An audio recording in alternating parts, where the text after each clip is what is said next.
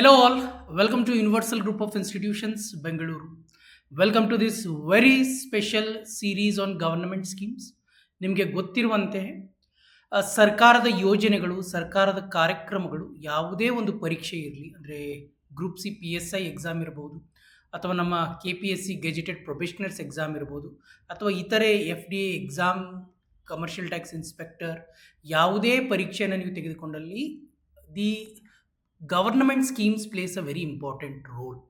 Prelim ಹಂತದಲ್ಲೂ ಕೂಡ ಕ್ವಶನ್ಸ್ಗಳನ್ನು ಕೇಳಲಾಗ್ತಾ ಇದೆ. ಅದೇ ರೀತಿ ಮೇನ್ಸ್ ಹಂತದಲ್ಲೂ ಕೂಡ ನಮ್ಮ ಆನ್ಸರ್ ಎನ್ರಿಚ್ಮೆಂಟ್ಗೆ schemes plays a very important role. So ಅದರಂತೆ ನಮ್ಮ ಒಂದು ಹಿಂದಿನ ಕ್ಲಾಸ್ಗಳಲ್ಲಿ we have discussed about the different schemes of the ministry of rural development. Pradhanmantri Gram ಸಡಕ್ ಯೋಜನೆ ಇರಬಹುದು, ಅಥವಾ MG ನರೇಗಾ ಇರಬಹುದು, ಅಥವಾ ಅದೇ ರೀತಿಯಲ್ಲಿ ನ್ಯಾಷನಲ್ ಸೋಷಿಯಲ್ ಅಸಿಸ್ಟೆನ್ಸ್ ಪ್ರೋಗ್ರಾಮನ್ನು ಕೂಡ ನಾವು ಒಂದು ಸುದೀರ್ಘವಾಗಿ ಅದರ ಬಗ್ಗೆ ನಾವು ಚರ್ಚೆ ಮಾಡಿದ್ವಿ.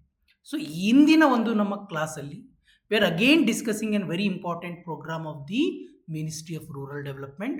The scheme happens to be the Pradhan Mantri Awas ಯೋಜನೆ.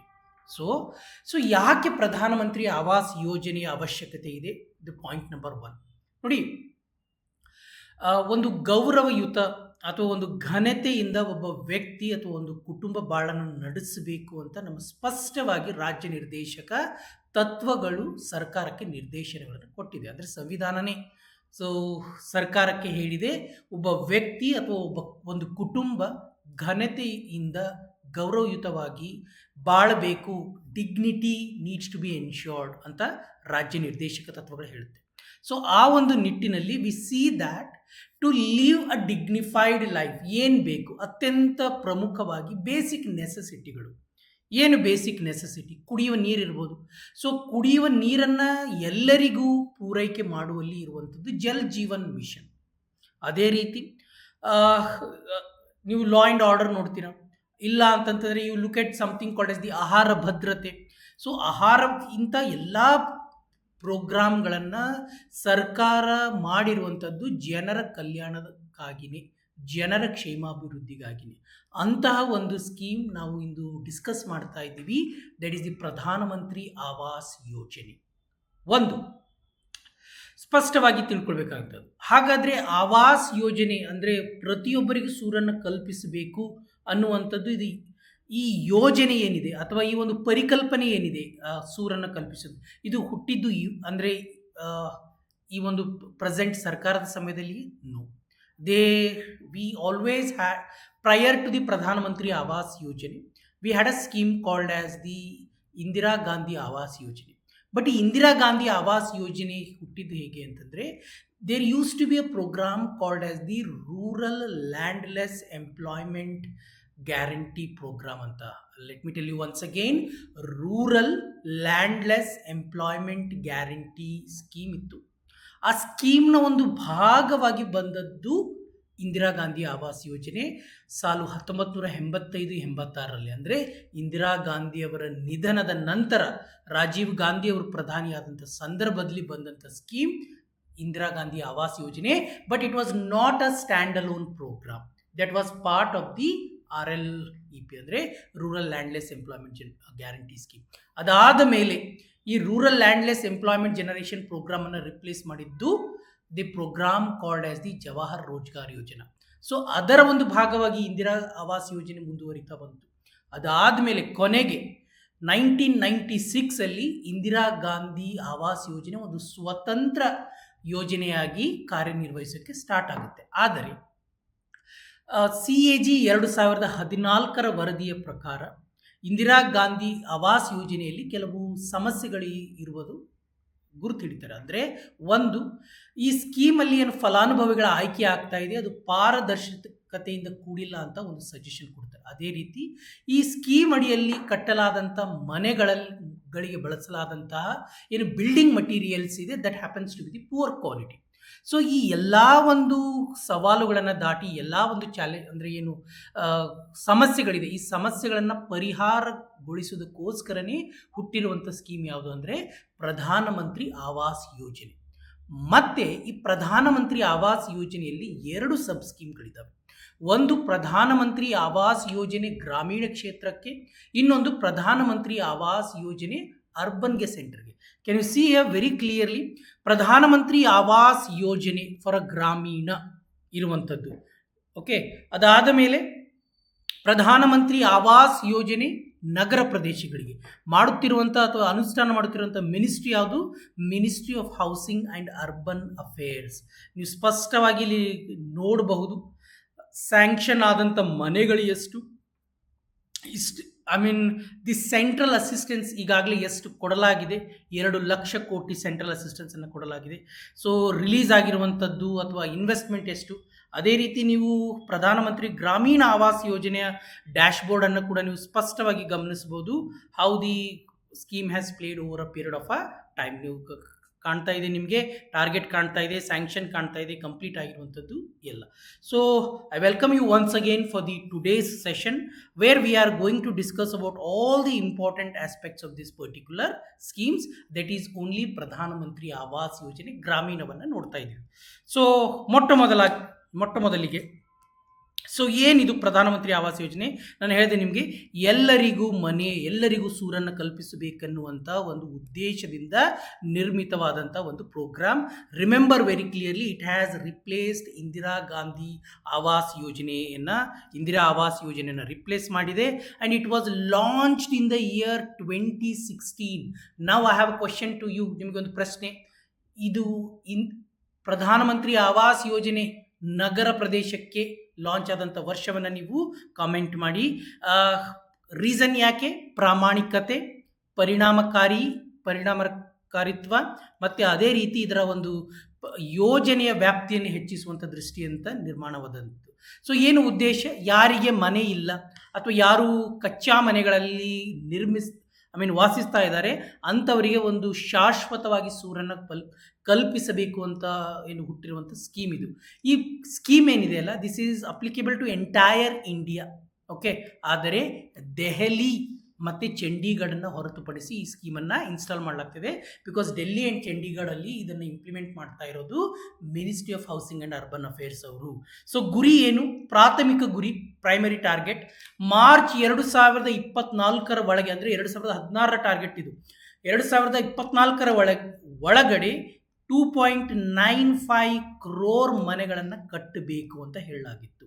ಆದರೆ ನಾವು ಈ ಮಾರ್ಚ್ 2024 ಹೊತ್ತಿಗೆ ನಾವು ಮುಟ್ಟಿದಂಥ ಗುರಿ ಎಷ್ಟು ಅಂದರೆ 2,69,00,000 ಮನೆಗಳನ್ನು ಮಾತ್ರ ನಾವು ಕಟ್ಟಿಕೊಡಲಿಕ್ಕೆ ಸಾಧ್ಯ ಆಯಿತು. ಅದಾದ ಮೇಲೆ ಇದೇ ಮಾರ್ಚ್ 2024 ಅಂದರೆ ಕಳೆದ ವರ್ಷ ಈ ಸ್ಕೀಮ್ನ ಏನು ಟಾರ್ಗೆಟ್ ಏನಿದೆಯಲ್ಲ, ದಟ್ ಹ್ಯಾಸ್ ಬಿನ್ ಇನ್ಕ್ರೀಸ್ಡ್. ನಾವು ಮಾರ್ಚ್ 2029 ಒಳಗಡೆ ಇನ್ನೂ 2 ಕೋಟಿ ಮನೆಗಳ ನಿರ್ಮಾಣ ಆಗಬೇಕು. ಅಂದರೆ ಎಕ್ಸಿಸ್ಟಿಂಗ್ ಮನೆಗಳ ನಿರ್ಮಾಣ ಎಷ್ಟು ಅಂತ ಹೇಳಿದ್ರು ಅವರು? 2.95 crore. ಇದಲ್ಲದೆ ಎಡಿಷ್ನಲ್ ಆಗಿ ಇನ್ನೂ 2 ಕೋಟಿ ಮನೆಗಳನ್ನು ಕಟ್ಟಬೇಕು ಅಂತ ಒಂದು ಗುರಿ ಅಥವಾ ವ್ಯಾಪ್ತಿಯನ್ನು ಇದರ ಹೆಚ್ಚಿಸ್ತಾ ಇದ್ರು.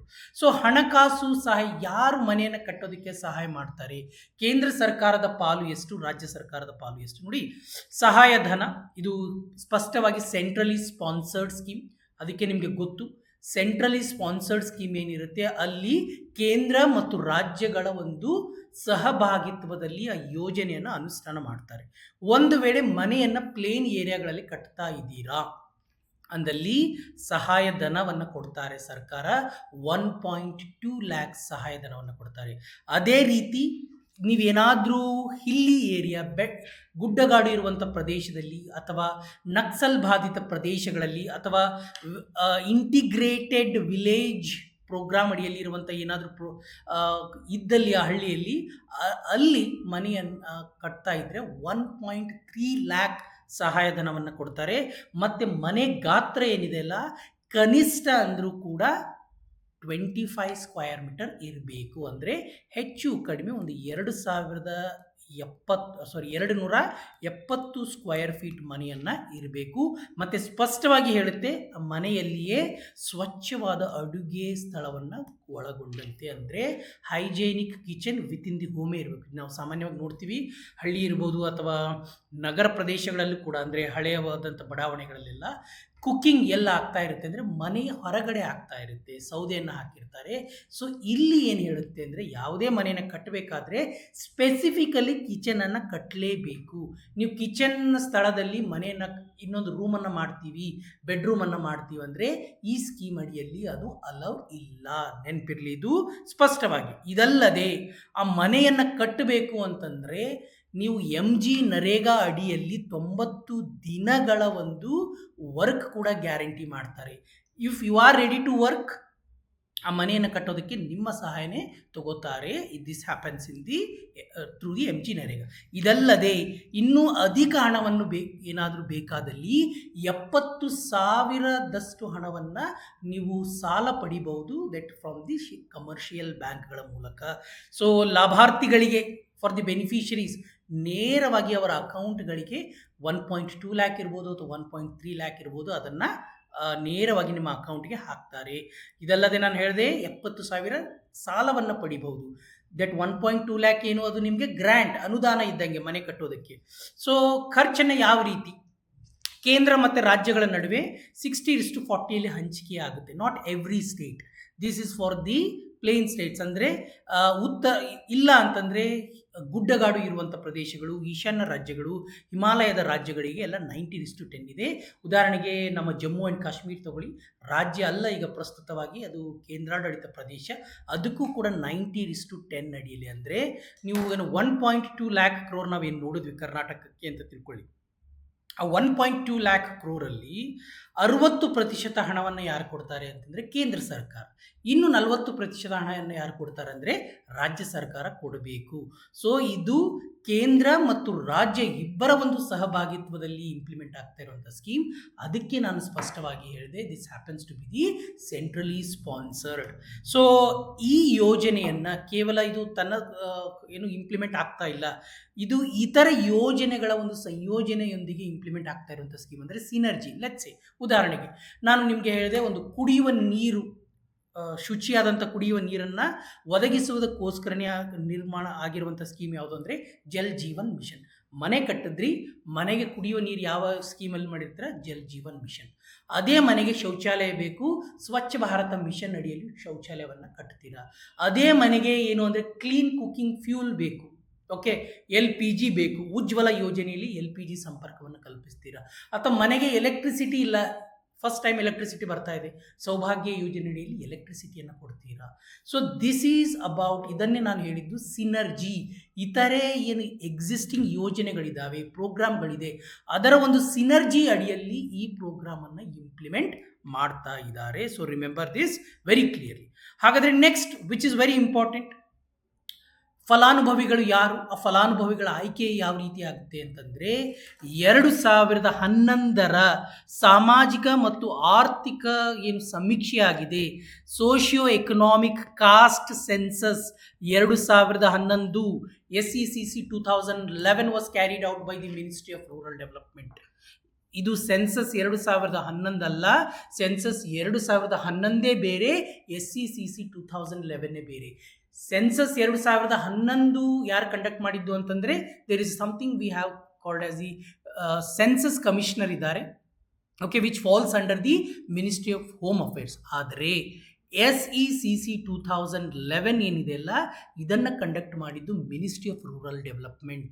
ಈಗಾಗಲೇ ನಿಮಗೆ ನೋಡ್ತಾ ಇದ್ದೀರಾ, one such kind of survey was also conducted in Karnataka in 2015. ಆದರೆ ಅದು that was meant for the social and the educational. This was more about the social and the ಆರ್ಥಿಕವಾಗಿ ಇರುವಂಥದ್ದು. ಸೊ ಈ ಒಂದು ಏನು ದತ್ತಾಂಶಗಳಿದೆ, ಈ ಒಂದು ವರದಿಯ ದತ್ತಾಂಶಗಳೇನಿದೆ, ಆ ವರದಿಯ ದತ್ತಾಂಶಗಳ ಆಧಾರದ ಮೇಲೆ ಫಲಾನುಭವಿಗಳ ಆಯ್ಕೆ ಆಗುತ್ತೆ. ಸೊ SC/ST ಕುಟುಂಬಗಳು, ಆರ್ಥಿಕವಾಗಿ ತುಂಬ ಹಿಂದುಳಿದಿರುವಂಥವರು, ಅಲ್ಪಸಂಖ್ಯಾತರು ಮತ್ತು ಇತರೆ BPL ಕುಟುಂಬಗಳು ಯಾರೇ ಇರಲಿ, ಅದು be it upper caste, lower caste, that are all are OBCs that who is having a BPL card.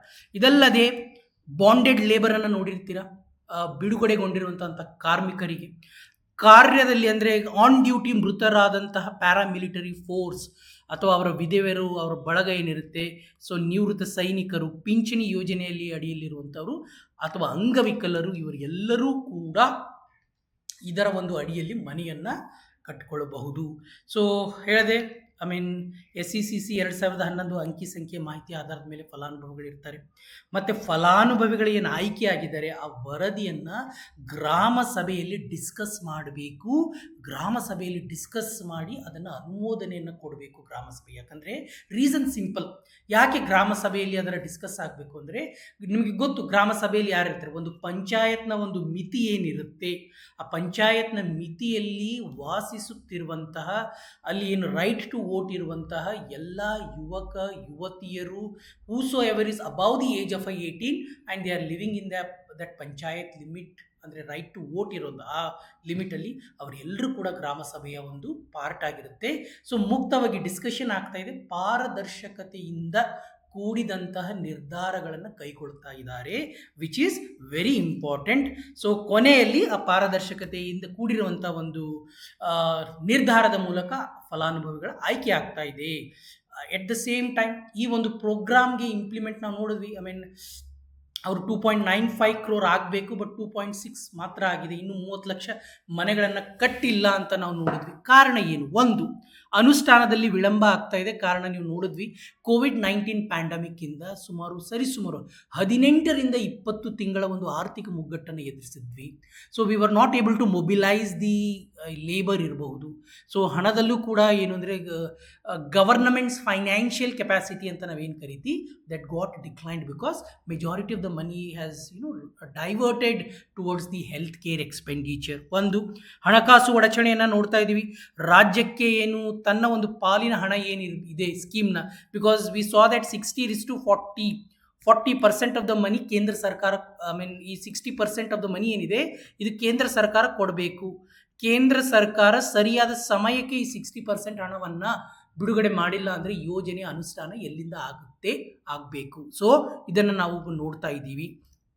ನಿರ್ಮಾಣದ ಗುಣಮಟ್ಟ, again this has been a question. ನಾವು ಇಂದಿರಾ ಆವಾಸ್ ಯೋಜನೆಯಲ್ಲೂ ಕೂಡ ಈ ಒಂದು ಸಮಸ್ಯೆಯನ್ನು ನೋಡಿದ್ವಿ, ಇಲ್ಲೂ ಕೂಡ ಒಂದು ಸಮಸ್ಯೆಯನ್ನು ನಾವು ಕಾಣ್ತಾ ಇದ್ದೀವಿ.